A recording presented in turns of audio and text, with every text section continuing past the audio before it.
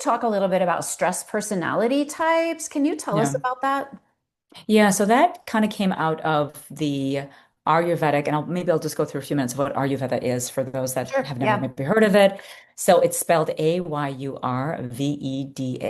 Ayurveda. Ayur means life, and Veda means wisdom. So it's the wisdom of life, wisdom of longevity. I'm going to first tell you the science. I mean, what the kind of basic is that in Ayurveda, we're all made up of five elements: air, space, fire, earth, water. Every living being is made up of these five elements. At birth, you're born into either the air and space element type, that's the Vata, V-A-T-A, Vata type. The earth and water type is the Kapha, K-A-P-H-A type.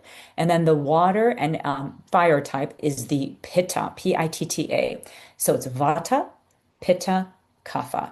Think of it as like air, like wind predominant, moving, going, doing. Vatas love to talk, love to be engaged, love to be traveling, very artistic, love to be musical and always on the go. Vatas love that uniqueness of life, the creativity, they don't like to sit still.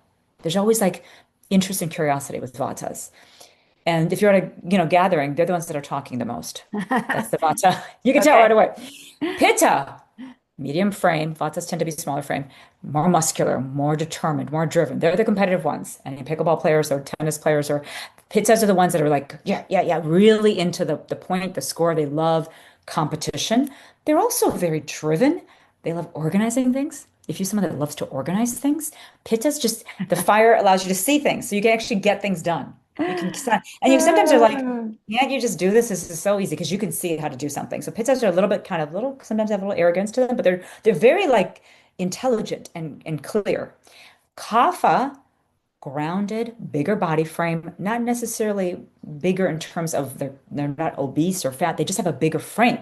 So bigger bone structure, more mass, more earth element, grounded, connected, introspective. In fact, this type, the kapha, is most resilient to stress.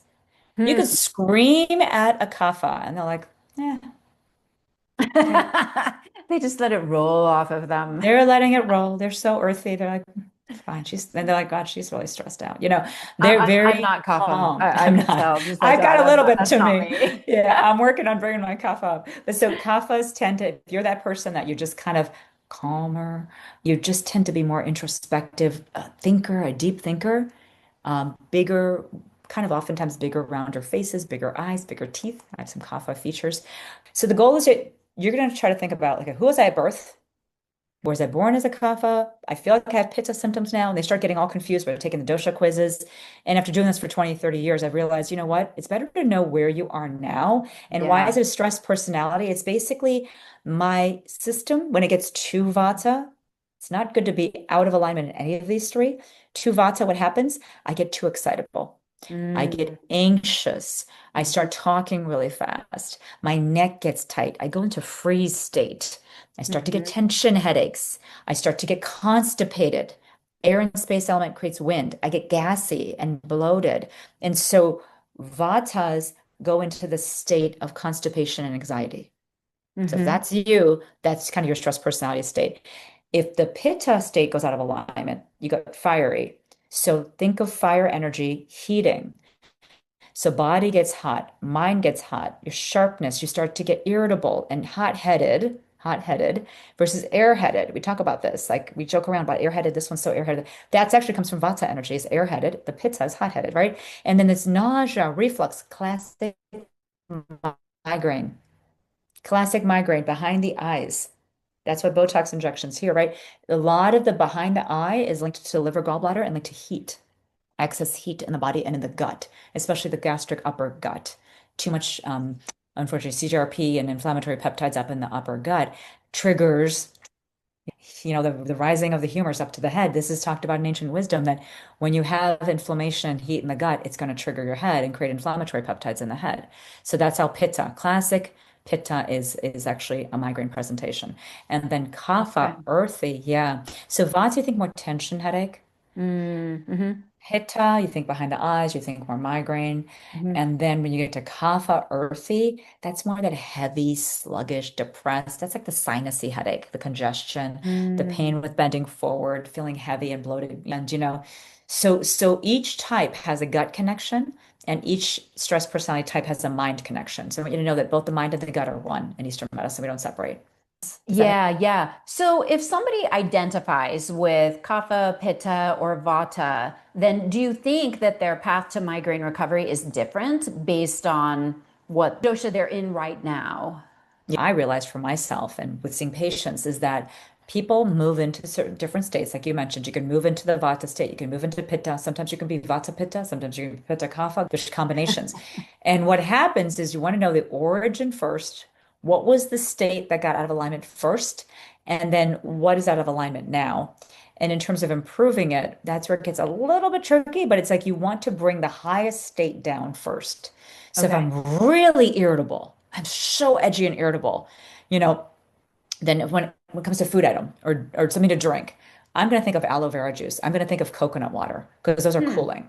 Wow. Yeah. Okay. Those are good Versus, hands-on tips. I'm sure a lot right? of people with migraine identify with that Right? A being little too up. irritable, hot and heated. Yeah, And then if you think of tropical climates, like normally you'll see coconuts, right? Coconut. So it's like sure. it's part of what is in a tropical climate because Ayurveda is all about like what happens when the heat is high in you or in your environment. Well, have a coconut. Have something cooling. Ah. Watermelon, have something cooling, right? And then how about if I'm really vata, excitable? What happens with being very excitable is I get in that state, freeze state, where you think of that fiery state as more the fight. This is more freeze, and I'm kind of coming in. Neck is tight, body's tight. It's usually a cold state. So Mm, in that state, I want to think about, can I calm the body but not make it too cold? So for example, in that state, I wouldn't want to do ice cold drinks. I might want to do like a peppermint tea, something that's a very, and maybe at room temperature if it's really hot outside, room temperature tea. Just doing things that are going to warm and quiet the mind and the body. And peppermint's very cooling, but it's not so cooling that's going to make the vata too cold because you're drinking it in warm liquid, right? So you're kind of doing something like that to kind of help the body. You might have a cup of soup for lunch versus having a raw salad. Because mm, in that state, the vata state, a cold, dry, constipated gut isn't going to digest a salad very well. You mm, might feel mm, more uncomfortable and feel like I can't digest this raw veggies. So then do sauteed greens or do like a soup, right? So see, mhm, right away you're seeing differences. I wouldn't give the same suggestion to two different mhm, people. mhm. And that's where it does get tricky, but it also gets interesting. So if someone says, I've never gotten better, my migraines are just so challenging to treat, and I introduce this model to them, they're like, wow, I actually have some answers. I'm like, yes, you do. This isn't going to be a fad. It's not going away tomorrow. It's kind of funny because Ayurveda now people are saying, wait, we're kind of desperate here. But part of these things, they're just really interesting and enjoyable to learn because you feel like you can empower yourself with some wisdom that isn't going anywhere, you know? Yeah, yeah. And it's so fascinating. As you're talking, I'm imagining which set of genetics is probably going along Yes, with each yes, and you one. compare that. Yes. Yeah. Yeah. And And that's the and I beauty. think You can that pair it together. yeah, I mean, that is absolutely the future of migraine treatment. There's not one Yes. treatment for everybody. It's not just an Imitrex for everybody or a CGRP for everybody. Like migraine is more than one disease. It's at least a dozen different diseases. There's this cluster over Absolutely. here, this cluster over here, this cluster over here. And so we really have to fine tune our treatments to what's going on under the surface. So I love this model of kind of Yeah. stratify people based on what's going on for them right now and Yeah. using that to create their recovery plan. We've got so many tools.